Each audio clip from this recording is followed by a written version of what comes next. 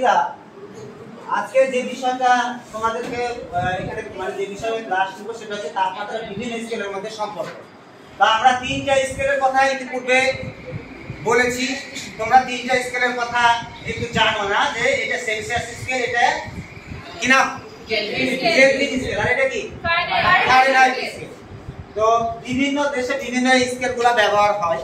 তো এদের মধ্যে যে একটা রিলেশন আছে, একটা সম্পর্ক আছে, সেটা কি দেখো, খেয়াল করো, ভালো করে একটু খেয়াল করো। সেটা হলো আমরা পরীক্ষার খাতায় যে নাম্বার দিই, খেয়াল করেছো তোমরা যে কেউ যদি 65 পাও, তাহলে 65-র নিচে খেয়াল করো ভালো করে, এই 65-র নিচে 100 এইভাবে লিখি না 100-র নিচে 65 কি লিখি খাতার উপরে?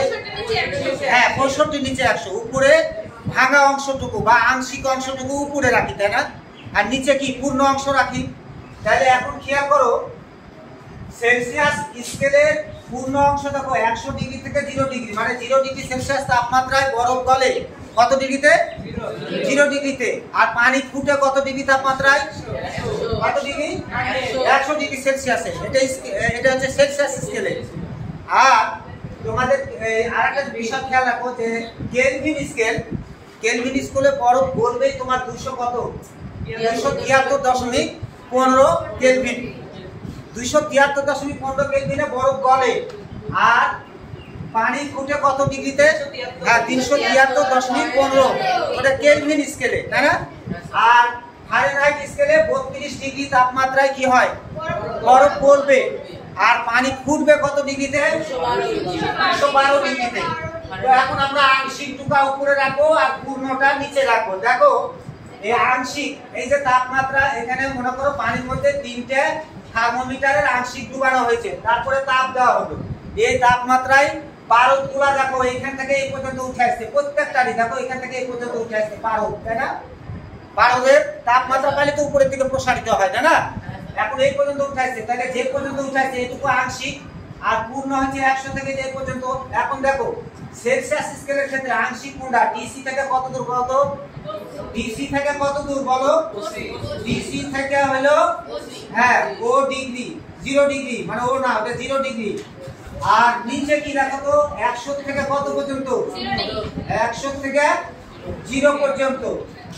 আচ্ছা, তারপরে দেখো এটা গেল। এরপর টিকে থেকে কত দূর পর্যন্ত বলো তো দেখি? টিকে থেকে হ্যাঁ টিকে মাইনাস কত? 200 কত বলো? 73.15। আর পূর্ণ ওখান থেকে এই পর্যন্ত গোটাটা কত হবে? হ্যাঁ, 373.15 এত থেকে কত দূর পর্যন্ত? 373.15 পর্যন্ত। গুড। এরপরে আমরা ফারেনহাইট স্কেলের দিকে দেখো তো একটু। ফারেনহাইট কত থেকে কত পর্যন্ত? হ্যাঁ, আমরা ডিএফ থেকে 32, আংশিক থেকে সেটা আগে তুলে নেব। ডিএফ থেকে 32, ডিএফ মাইনাস 32, আর নিচে কত বলো? 212 মাইনাস কত? 32। গুড। এখন খেয়াল করো, এগুলা ডিগ্রি না দিলে হবে। এখন দেখো ডিসি থেকে 0 বাদ, মানে ডিসি, তার নিচে 100 থেকে 0 বাদ, তাহলে কত হবে? 100। এবার টি কে মাইনাস 273.15, তার থেকে এই দেখো 373 থেকে 273 বাদ, তাহলে কত হবে? 100। এরপরে দেখো টি এফ মাইনাস 32, আর 212 থেকে 32 বাদ, তাহলে কত হবে? 180।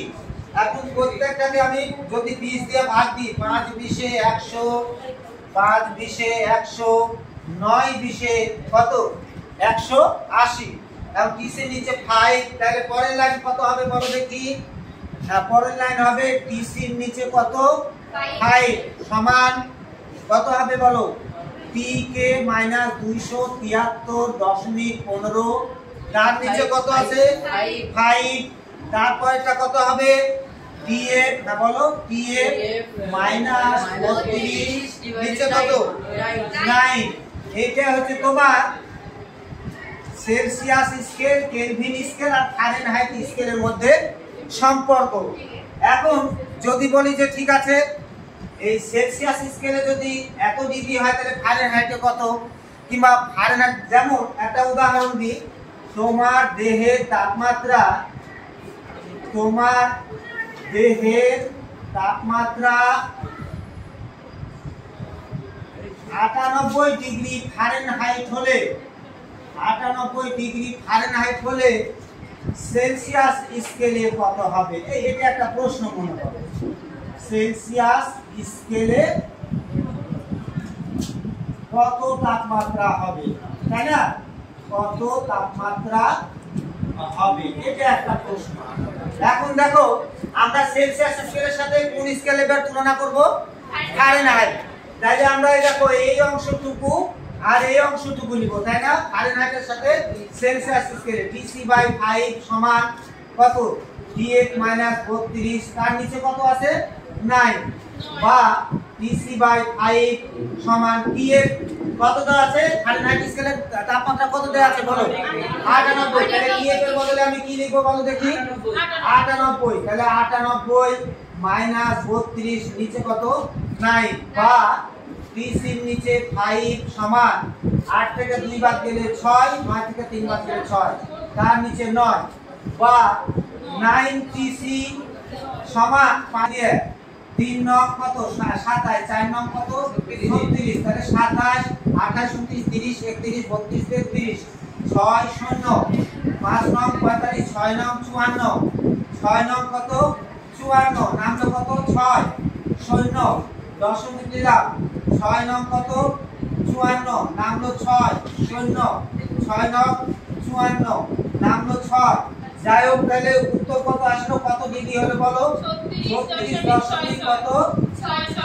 36.66 ডিগ্রি কি সেলসিয়াস। তাহলে আমার দেহের তাপমাত্রা যদি 98 ডিগ্রি ফারেনহাইট হয়, ফারেনহাইট স্কেলে হয়, তাহলে সেলসিয়াস স্কেলে এসে কত হবে?